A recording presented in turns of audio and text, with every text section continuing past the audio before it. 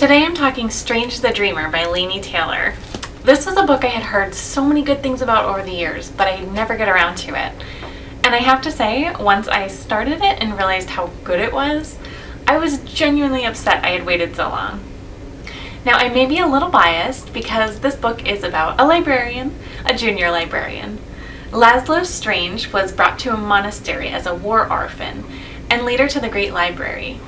But the library part is just the beginning, because that's where Laszlo studies and reads and learns everything he can about a mystical city called Weep.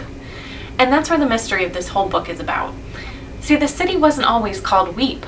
Laszlo used to know its true name when he was a child, but then one day it was simply wiped from his memory, from everyone's memory. He's sure that Weep wasn't always its name, but he can't convince anyone else of that. What they do all recall is the unseen city across the desert, where no outsiders were allowed in, and none who ventured there ever returned.